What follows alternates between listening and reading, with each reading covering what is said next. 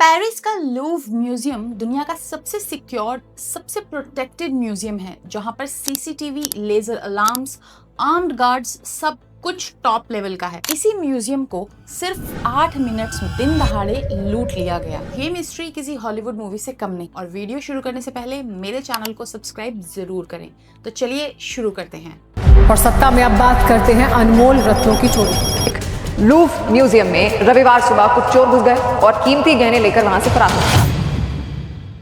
19 अक्टूबर 2025 सुबह 8 बजे लूव्र अपनी रूटीन टाइमिंग के साथ पब्लिक के लिए ओपन होता है। गार्ड्स अपनी पोजीशंस पर, टूरिस्ट लाइन में, सब कुछ बिल्कुल नॉर्मल। 8:30 बजते हैं और म्यूजियम को खुले हुए सिर्फ 30 मिनट ही हुए थे, तभी म्यूजियम के दूसरी साइड जो रिवर सेन को लगता है, वहाँ एक अजीब सी मूवमेंट होती है। एक इंडस्ट्रियल ट्रक, जिसे नॉर्मली फर्नीचर को हाई फ्लोर्स पर पहुंचाने के लिए यूज किया जाता है, आकर सीधा म्यूजियम की बाउंड्री के पास रुकता है। ट्रक के साथ एक मैकेनिकल लिफ्ट लगी होती है। ट्रक से 4 लोग उतरते हैं, येलो ऑरेंज कंस्ट्रक्शन जैकेट्स में, लेकिन फेसेस पूरे कवर्ड। ये लोग कोई कंस्ट्रक्शन वर्कर्स नहीं, एक हाईली ट्रेन्ड रॉबरी टीम थी। टीम के 2 मेंबर्स बिना टाइम वेस्ट किए मैकेनिकल लिफ्ट एक्सटेंड करते हैं और सीधा म्यूजियम की फर्स्ट फ्लोर बालकनी तक पहुंच जाते हैं। ये वही बालकनी है जो डायरेक्टली गैलरी ऑफ अपोलो तक जाती है, जहां फ्रांस के रॉयल ट्रेजर्स डिस्प्ले होते हैं। पर एक प्रॉब्लम थी, गैलरी के सामने एक अल्ट्रा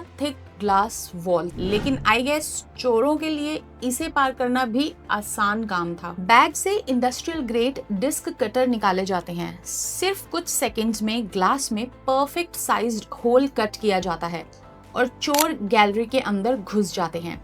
ये सब कुछ इतना जल्दी हो रहा था कि सिक्योरिटी गार्ड्स को अभी तक कुछ भी पता नहीं था। ग्लास के कट होते ही मेन म्यूजियम अलार्म बज जाता है। गैलरी के गार्ड्स चोरों को देख लेते हैं, लेकिन चोरों को कोई परवाह नहीं। वो गार्ड्स को पावर टूल्स दिखाकर धमकाते हैं और पीछे हटने पर मजबूर कर देते हैं और तसल्ली से अपना काम करते हैं। ऐसी सिचुएशन में प्रोटोकॉल के मुताबिक सबसे पहले गार्ड्स टूरिस्ट्स को म्यूजियम से बाहर निकालना शुरू कर देते हैं। लोग पैनिक में दौड़ते हुए बाहर निकलकर समझ ही नहीं पा रहे थे कि हुआ क्या है। और इस बीच चोर बिल्कुल आराम से डिस्प्ले केसेस तोड़ते हैं, 9 प्राइसलेस रॉयल ट्रेजर्स अपने बैग में डालते हैं और फिर उसी ग्लास कट होल से बालकनी में वापस आ जाते हैं। नीचे उनके 2 साथी स्कूटर्स पर रेडी खड़े थे।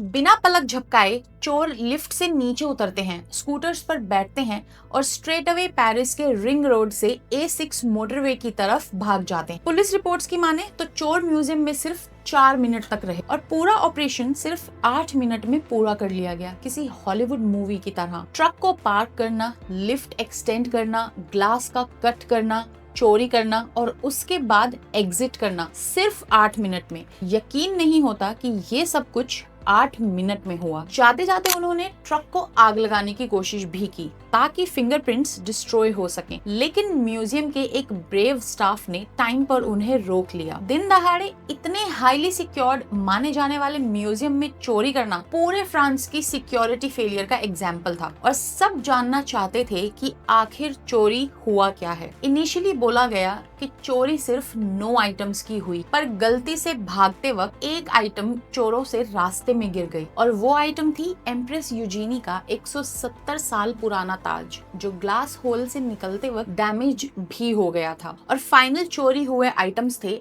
8 प्राइसलेस रॉयल जूल्स, जिसमें शामिल थे एम्प्रेस यूजीनी, जो कि नेपोलियन III की वाइफ थी, उनका टियारा और ब्रोच, एम्प्रेस मैरी लुइस, जो नेपोलियन बोनापार्ट की दूसरी बीवी थी, उनका एमरल्ड नेकलेस और earrings, queen Marie Amelie and queen Hortense का सफायर सेट्स, जिसमें टियारा, नेकलेस और इयररिंग्स थे, और सबसे रेयर रेलिक्वेरी ब्रोच। ये इन्फॉर्मेशन जब पब्लिक हुई तो पूरा देश दुख में था, क्योंकि ये सिर्फ ज्वेलरी नहीं थी, ये फ्रांस की रॉयल हिस्ट्री थी।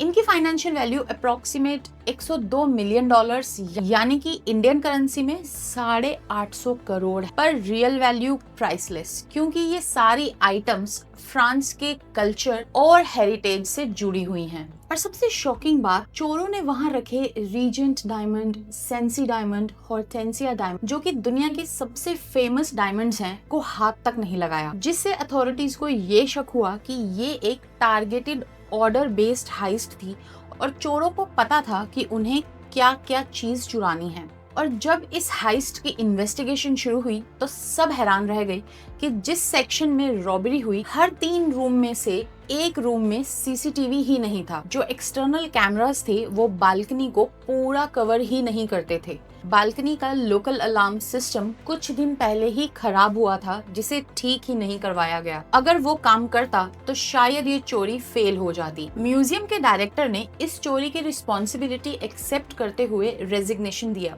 लेकिन मिनिस्ट्री ऑफ कल्चर ने एक्सेप्ट नहीं किया। इस चोरी ने फ्रांस के म्यूजियम की सिक्योरिटी पर एक बड़ा सवाल खड़ा कर दिया। वैसे ये इस लूव म्यूजियम की फर्स्ट रॉबरी नहीं। 1911 में इसी म्यूजियम के एक पुराने एम्प्लॉई ने मोनालिसा की पेंटिंग चुरा ली थी और 2 साल बाद वो पेंटिंग इटली में मिली थी और उस चोरी की वजह से ही पेंटिंग वर्ल्ड फेमस हुई। 1976 में किंग चार्ल्स 10th की तलवार चुरा ली गई थी, जो कि अभी तक मिसिंग है। 1998 में एक पेंटिंग फ्रेम में से निकालकर दिन के टाइम पर चोरी कर ली गई थी और वो पेंटिंग भी आज तक मिसिंग है। और अब 2025 की ये अब तक की सबसे बड़ी चोरी है। 150 से ज्यादा DNA samples, gloves, helmets, truck से मिले प्रिंट्स, सब कुछ इन्वेस्टिगेट हो रहे हैं और रिपोर्ट्स के अकॉर्डिंग 100 से ज्यादा इन्वेस्टिगेटर्स इस केस पर काम कर रहे हैं।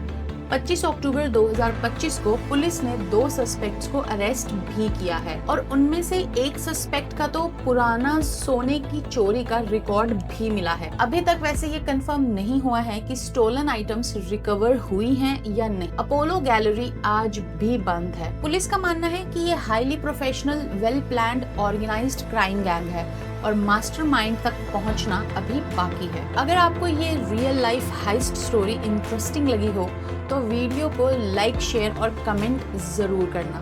हम मिलेंगे नेक्स्ट एपिसोड में एक और शॉकिंग मिस्ट्री के साथ। Thank you for watching.